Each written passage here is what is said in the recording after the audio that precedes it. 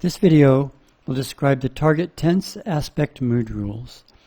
And this table is set up, each of these rows is a rule. And in this table of rules, it looks for, when these rules are executed, it starts at the top and works its way down to the bottom. And it checks these three values, time, aspect, and mood. So it looks up at the verbs and the semantic representations, and it checks if the time, the aspect, and the mood value that you've specified in a particular row, if those match, then it will change these three values: target tense and form, target aspect, and target mood. Now initially, aspect is copied to target aspect, and mood is copied to target mood. And the reason we do that, we used to write our rules using these values, and sometimes the rules would need to change these values. But then, after we changed some of these values, sometimes we needed that initial value back again. We needed to know what that initial value was, but we couldn't get it because a previous rule had already changed the value. So, these days, we copy these values, these three values, to these three features, and then our rules look at these values and change these values, but we preserve these three values. So right now we're in a brand new language project, and you see that there are already rows that copy each of the aspect values for you from aspect to target aspect. And there are rows that copy mood to target mood. There aren't any rows that copy time to target tense and form, because first we need you to write the collapsing rule that will collapse the feature value called time. And these target tense, aspect, mood rules, they consist of 4 steps. The first step is to collapse the time values. And if you watch one of our previous videos, you know how to do that. Coming here to the feature adjustment rules, collapse values, go to verb. For this video, we'll just use past, future, and present. Okay? So, now that was step 1, collapse the time values. Step 2, define the verb forms. We do that by clicking on the button called Feature Set. We go to Verbs. We go to Target Tense and Form.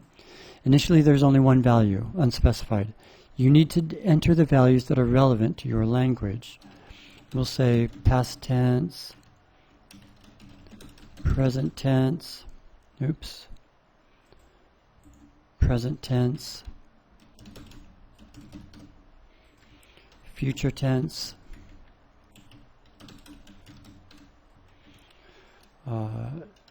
to infinitive,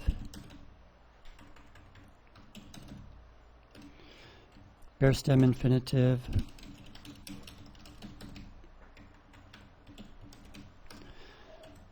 participle, etc. You enter the values that are relevant to your language. After you've done that, that's step 2. Define the verb forms. Step 3, copy the time values to target tense and form. And we can do that. We'll add a row. So now we have our collapsed values, past, and we'll set target tense and form to past tense. Let's add another row, and that will apply to future tense, and we'll copy that to future tense and add one more for present, and that we'll set that one to present tense. Now let's move these up to the top.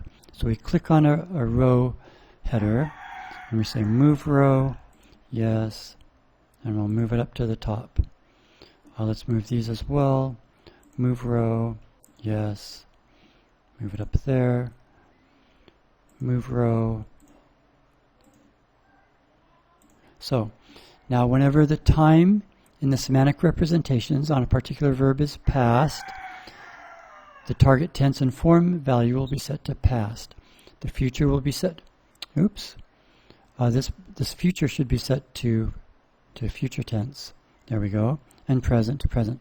So now we have these 3 values copied in these 3 columns. So now we can write rules that will use these columns and possibly change these values. Now the real value of these rules comes when we're in a situation like this.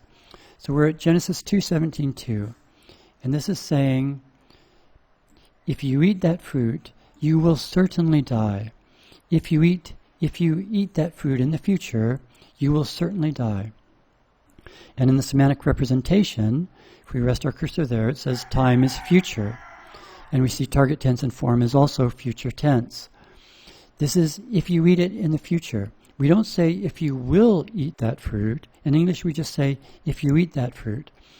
We can see that in the second line, target tense and form was changed from unspecified to future by transfer grammar, tense aspect mood rules, row 2. Then the last line, features changed from target. There's rows for target aspect and target mood.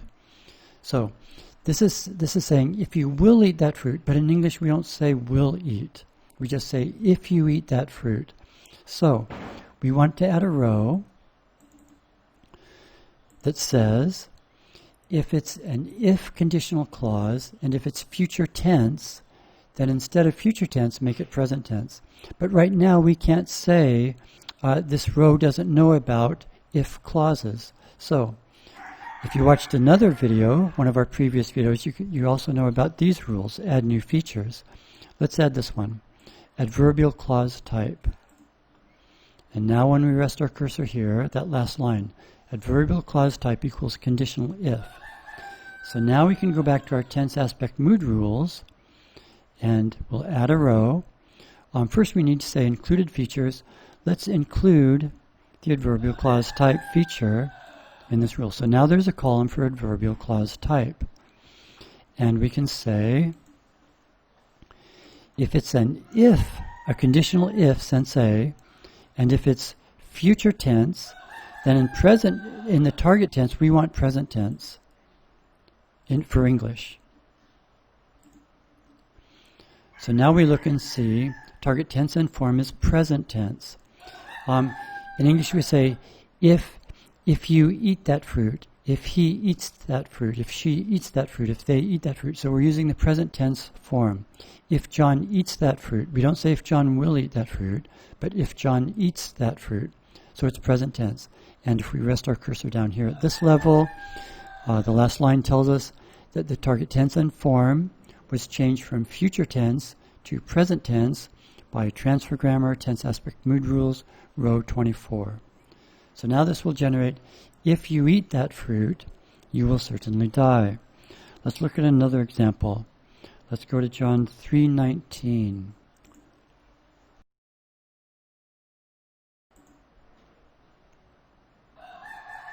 Genesis 3:19. Okay, this is saying you'll sweat when you work in the field. So we have a similar situation. When you work in the field, the time is future. The target tense and form is still future tense. But we don't want to say when you will work in the field. In English we just say when you work in the field, you will sweat. So let's add another row that applies to when clauses. So we go back to our target tense aspect mood rules, add row, and this is when, this is temporal, when, right there. And if it's future tense, then we want target tense and form to be set to present tense. And we see now that target tense and form is present tense. And if we rest our cursor here, we see in that last row, target tense and form was changed from future tense to present tense by transfer grammar, tense aspect mood rules, row 25. And there's one more in this verse. If we go here, after you die, we don't say after you will die, we just say after you die, you will return to the ground. Right now, the time is future, target tense and form is future tense. Let's add one more row. We'll say if it's future, and this is an after clause, temporal after, then again set it to present tense. And by the way, it's always good to insert a comment. In these videos I don't because I'm trying to save time. But here, then after you die, you will return to the ground.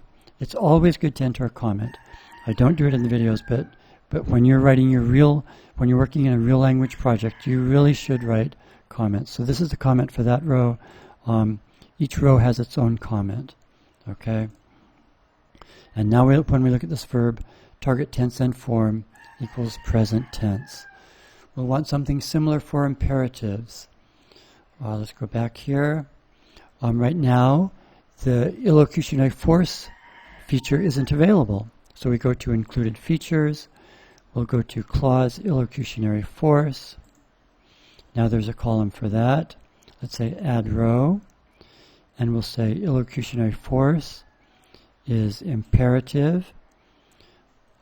Here, in English, we just use the stem. So we'll stay bare stem infinitive. So that's what these rules do. These rules, again, they're executed from top to bottom whenever a row matches.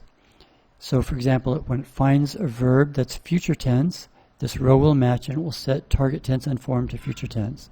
As it comes down here, it looks, if it finds an aspect that's completive, it will set target aspect to completive.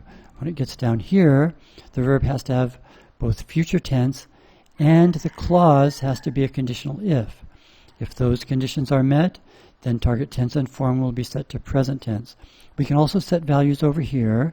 We don't need to for these rules. But whenever these columns are matched, then the rule will do whatever you specify in these last three columns, these last three features.